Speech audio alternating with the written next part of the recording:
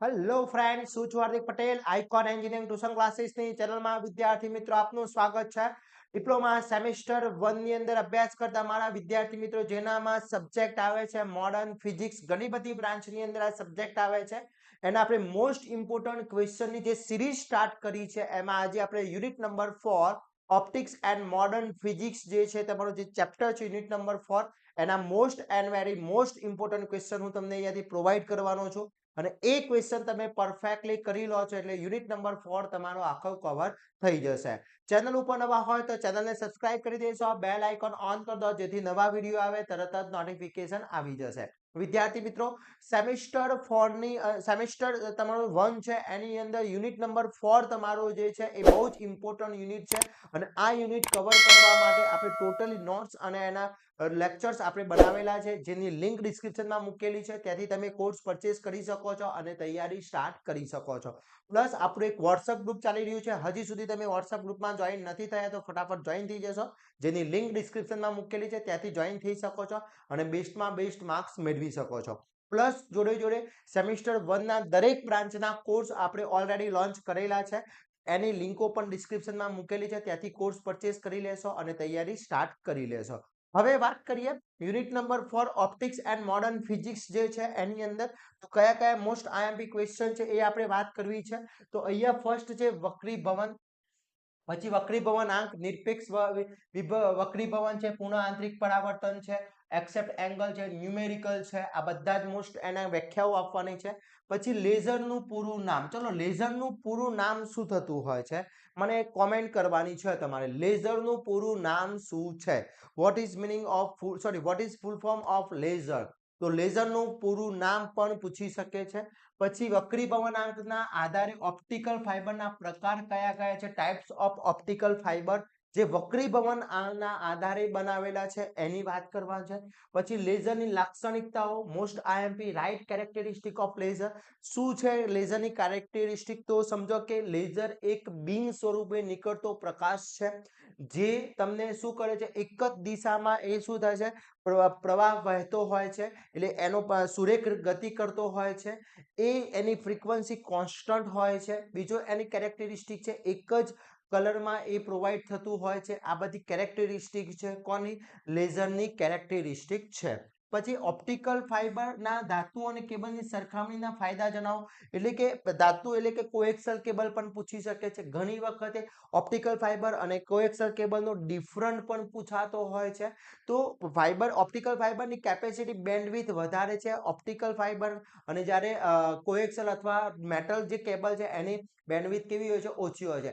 એની communication speed છે એ fibre કેબલની વધારે હોય છે, પેલાની કેવી હોય છે? ઓછી હોય છે. પછી એની અંદર જે યુઝ થતા મટીરિયલ છે, સિક્યુરિટી પર્પઝ કેવો છે? ફાઇબર કેબલમાં સૌથી વધારે સિક્યુરિટી પર્પઝ હોય છે.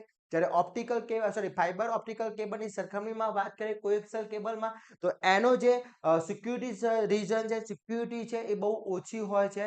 સ્પીડ વધારે હોય છે, પેલામાં મિનિમમ હોય છે, અહીંયા મેક્સિમમ થી સ્ટાર્ટ થતી હોય છે. બહુ જ એ ઇમ્પોર્ટન્ટ ટોપિકો છે આ જે પૂછાતો હોય છે. ઘણી વખતે ડિફરન્સ પણ પૂછાયેલો છે એટલે ખાસ કરવાનો છે. આ ક્વેશ્ચન છોડવાનું નથી, એ બંનેનો ડિફરન્સ પણ પૂછી શકે છે, અથવા જોડે જોડે વિદ્યાર્થી મિત્રો તમને એની સરખામણી પણ પૂછી શકે છે, યાની કે કમ્પેરિઝન પણ પૂછી શકે છે. ક્લિયર? ઓકે. એના પછી વાત કરીએ વક્રીભવન આકૃતિ દોરી સમજાવો. વક્રીભવનના નિયમો લખો. મોસ્ટ ઇમ્પોર્ટન્ટ છે રિફ્રેક્શન. ઓકે, રિફ્રેક્શન લો છે. ઓકે, બે ટાઈપના લો છે. એક્સપ્લેન ધ રિફ્રેક્શન વિથ એનો ફિગર કીધી છે એટલે જોડે ફિગર પણ દોરવાની છે. એના પછી પૂર્ણ આંતરિક પરાવર્તન. પૂર્ણ આંતરિક પરાવર્તન કહીએ છીએ TIR. ઓકે, તો TIR આકૃતિ દોરી સમજાવવાની છે, મોસ્ટ ઇમ્પોર્ટન્ટ છે તો ખાસ કરવાનો છે TIR. ઓકે, એના ઘટના આકૃતિ દોરી અને એના યુઝીસ ક્યાં થતા હોય છે, પૂર્ણ આંતરિક, ક્રિટિકલ એંગલ કોને કહેવાતો હોય છે, આ બધા જ ક્વેશ્ચન મોસ્ટ આઈએમપી છે. પછી બીજો મોસ્ટ ઇમ્પોર્ટન્ટ ક્વેશ્ચન છે સામાન્ય પ્રકાશ અને લેઝર પ્રકાશ વચ્ચેનો તફાવત. Simple light and laser light વચ્ચેનો તફાવત 100% પૂછાવાની પોસિબિલિટી છે વિદ્યાર્થી મિત્રો. ખાસ કરવાનું છે. 7 માર્ક્સમાં પણ પૂછી શકે છે, 4 માર્ક્સની અંદર પણ પૂછી શકે છે, એટલે ખાસ કરી લેશો વિદ્યાર્થી મિત્રો. ઓકે, એના પછી વાત કરવામાં આવે નેક્સ્ટ જે ક્વેશ્ચન છે, લેઝરના ગુણધર્મો. લેઝર કયા કયા ગુણધર્મો ધરાવે છે, એની કેરેક્ટરિસ્ટિક શું છે એ પૂછાતો હોય છે. પછી આ જે ક્વેશ્ચન છે, લેઝરના ઔદ્યોગિક, એન્જિનિયરિંગ, સાયન્ટિફિક અને મેડિકલ ક્ષેત્રના ઉપયોગો મોસ્ટ આઈએમપી છે. ઔદ્યોગિકની અંદર લેઝર કટિંગ યુઝ મેટલ કટિંગમાં થતું હોય છે, કોઈ પણ વસ્તુને રિમૂવ કરવા માટે યુઝ થતું હોય છે. એન્જિનિયરિંગમાં પણ યુઝ થતું હોય છે, ડિસ્ટન્સ મેઝરમેન્ટ માટે યુઝ થતું હોય છે. મેડિકલની અંદર આંખની ઓપરેશન માટે, પથરીના ઓપરેશન માટે, પછી કોસ્મેટિક સિસ્ટમ માટે યુઝ થતું હોય છે. આ બધા ઘણા બધા યુઝીસ છે જે આપણે લેઝરના યુઝીસ કરતા હોઈએ છીએ. તો ખાસ ઇમ્પોર્ટન્ટ છે લેઝરના ઉપયોગો. આવા જ અલ્ટ્રાસોનિક શ્રેણીના ઉપયોગો હતા, આ લેઝરના ઉપયોગો છે. જોડે જોડે ઓપ્ટિકલ ફાઇબર કેબલના પણ ઉપયોગો પૂછાશે. એટલે આ 3 જે યુઝીસ છે એ સેમ ટુ સેમ જેવા છે, બહુ ઓછો ડિફરન્સ છે બંને ત્રણેયમાં. તો ત્રણે ખાસ કરી લેવાના છે. 3માંથી કોઈ બે તમારા મિનિમમ 2 ક્વેશ્ચન તમારા જીટીયુના એક્ઝામમાં આવશે વિદ્યાર્થી મિત્રો, તો ખાસ કરવાના છે. તો પછી એના પછી છે એક્સેપ્ટન્સ એંગલની વ્યાખ્યા આપી, સૂત્ર તારવવાનું છે, મોસ્ટ આઈએમપી છે. પછી સ્ટેપ ઇન્ડેક્સ ફાઇબર અને ગ્રેડેડ ઇન્ડેક્સ ફાઇબરનો તફાવત, આ બીજો એક તફાવત મોસ્ટ આઈએમપી છે. આ યુનિટમાંથી ડિફરન્સ પૂછાવાની પોસિબિલિટી વધારે છે, એટલે ખાસ કરી લેજો. અને લાસ્ટ ક્વેશ્ચન છે ઓપ્ટિકલ ફાઇબરના ઉપયોગો વિસ્તારથી જણાવો. મેં લાસ્ટ હમણાં કહ્યું કે 3 ટાઈપના યુઝીસ છે, આ બધા યુઝીસ ખાસ કરી લેવાના છે. તો જીટીયુ ની અંદર યુનિટ નંબર 4 તમારે પરફેક્ટલી તૈયાર કરી દેવું છે. આ આટલા જ ક્વેશ્ચન તમારે કરી લેવાના છે. આમાંથી આખું તમારું યુનિટ નંબર 4 કવર થઈ જશે. જીટીયુમાં આમાંથી જ ક્વેશ્ચન આવવાના છે.